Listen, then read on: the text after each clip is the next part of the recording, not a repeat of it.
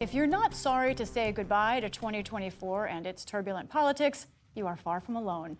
New polling shows that Americans are feeling deeply fatigued. To take a look back at this week's news and the political year, we turn to the analysis of Brooks and Capehart. That's New York Times columnist David Brooks and Jonathan Capehart, associate editor for the Washington Post. Gentlemen, thank you. A pleasure to be here with you. Let's start with the clemency by President Biden earlier this week. He reverted the sentences on death row, 37 death row inmates. They will now be serving life in prison. David, at one point, you were a defender of the death penalty. How do you see this particular clemency? Yeah, I was a supporter because I used to be a police reporter, and the families of the victims that I covered wanted it. And I thought they should get the satisfaction and the justice. But I've since become an opponent, in part because so many cases of wrongful conviction.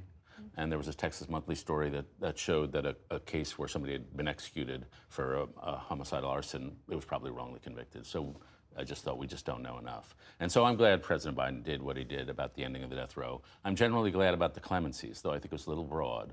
There are some cases in there, one of the worst judicial scandals in Pennsylvania of a guy who took bribes from for-profit prisons and then sentenced juveniles to earn revenue for those prisons.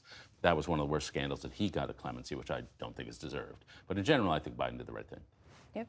No, I agree. And the one thing people should understand is, particularly with President Biden pulling people off death row, he did not set them free. They are still in jail for life without the possibility of parole. So they're still enduring a harsh sentence for the crimes they committed. Now, I want to turn to something we saw in the last couple of days. We've had a big conversation, obviously, this year about immigration.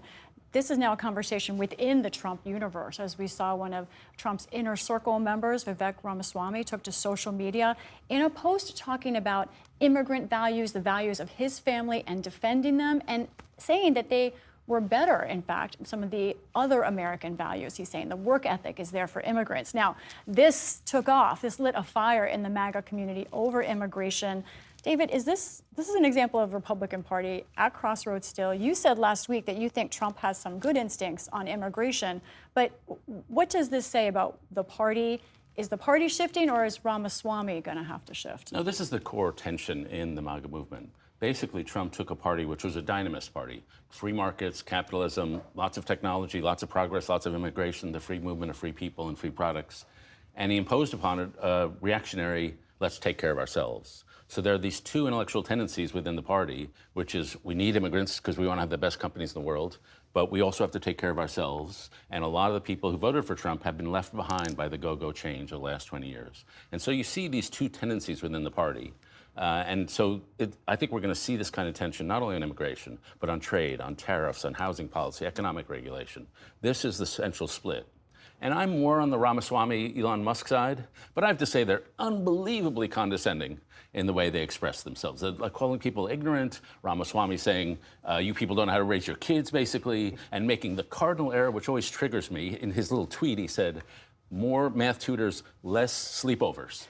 If you want to give your kids something cognitively demanding, don't send them to a math tutor. Send them to a sleepover with a bunch of 12-year-old kids. That's cognitively demanding. Are you going to defend Vivek Ramaswamy, Jonathan? I'm not going to defend him, but I will say that what he has done, he has ignited, I think, a bigger conversation, even bigger than what David is talking about. There's that, but there's also this, I think what's erupted is a conversation about experts and expertise. For the longest time, we have seen those two things, experts and expertise, downgraded. You know, and it reminded me of something that President Clinton told me when I interviewed him last month. He said, politics is the only business in which you can prove your authenticity by not knowing anything. And so if Vivek has a problem with where our culture is right now, perhaps he should look in the mirror he's holding up that his own party is looking at now at war with each other. Maybe the way to solve some of the problems that he's talking about is that if they actually start talking more genuinely from a policy perspective about the issues facing the country. And you know, the country does need the experts and their expertise who come to this country, get a solid education, and then, because of our broken immigration system, have to take all that knowledge that they learned here and bring it back home. Jonathan, you just said this sparks an even bigger conversation. What do you mean by that? Well, the bigger conversation, leave aside the cultural issue, but immigration. Like, we need to have more people in this country who are able to do the jobs that are here, but who also bring the values that reinforce American values. How did we get here to a point where we have a labor shortage, we have declining birth rates, and yet we have this even kind of this force that's opposed to even legal immigration? Yeah, well, we've had record numbers of immigrations for 20 or 30 years. And that's what you think that's what it is? Just the. I think if you want to have an American populace that supports immigration, you have to control your borders. We've seen that in Germany. We've seen that all around the world. And so the fact that it seems out of control to people, a lot of people say, what's going on here? And then we've had, frankly, immigration policies that allow those of us in the educated class to have cheap labor. But a lot of people who are working and competing for those people for those jobs, they feel we are ignoring the plight of them as other people come in and take their jobs. And so there's a class angle here, but so you got to secure the border if you want the American people to support immigration. And I hear that, but what we're about to see, if you listen to Tom Homan, the incoming border czar for Donald Trump, part of that solution is separating families again, deporting families if they don't want to be separated. That's not where we should be going as a country. He's saying he would give them the choice: either you are in detention together, or you would have to choose to separate. But that's no choice. That's no choice at all. Not for those families. That's why they're living in fear right now. This is a difficult discussion after a turbulent year for conversation America has been having. And as I referenced, we had an Associated Press poll, an Associated Press NORC poll that found, you'll be shocked, 2/3 of Americans are downshifting and moving away from how much attention they're paying to political news right now. Jonathan Capehart, you are not only an important broadcaster on this desk, but you also happen to host your own show on MSNBC. What do you think this means? Is this a change in how people may approach Trump 2.0, or is this just sort of a normal post-election mental health break? Well, let me tell you, Lisa has an expert in this who, we all saw this coming. We've been through it.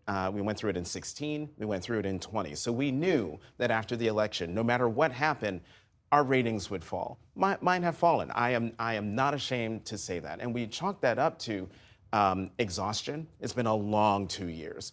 We chalk that up to people just needing a break. To your point, people need a break. They will come back after Inauguration Day. That is guaranteed, because there's going to be a lot happening in this country that is going to demand their attention, and they're going to want to know. They'll come back. And you said it. I also have a newsletter called Here's the Deal. We asked the political word of the year. Overwhelmingly, the choice was exhaustion. So I want to ask the two of you, what do you think the political word is for you as we look back is in our last few minutes? I have to say, I'm thrilled by the decline in viewership for political news. We're over-politicized in this country. People go to politics for a sense of belonging, for a sense of righteousness. You should go to your friends for those things. You're asking more of politics than politics of bear. My word for the year is chastened. For those of us who oppose Donald Trump, we should be chastened because the plurality of the American people thought we were wrong. If you're a worshiper of the European social welfare model, you should be chastened because that's falling apart. If you hated Bibi Netanyahu, you should be a little chastened because he took down Hamas and Hezbollah and Assad. So there's a lot of reason for humility at the end of this year. Jonathan. I have no word because there are too many words. So I'll just leave it at that. You can give us several. We've got a minute remaining. Well, I mean, humility, which I've used a couple of election nights, to saying, we need to be humble, those of us in our profession, because we don't know what the voters have to say. I have to say that after this past election, I'm not wild about what the voters had to say, but chastened is a good word.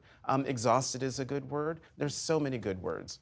We gave our readers a choice. Exhaustion was one, shift was another, and I toyed around with another, men, because I think we talked a lot about men as a voting group, different types of men, black men, Hispanic men, in a way we hadn't before. But I think in the end, I am not shocked, as you would not be, I think, that exhaustion was in fact where our readers ended up. But no one's exhausted from this conversation. Thank you all for joining us, and I really hope that you have a wonderful rest of your holidays. David Brooks, Jonathan Capehart. Thanks, same to you. 9 minutes of us every week is enough. Oh, we need more. That's a word, enough.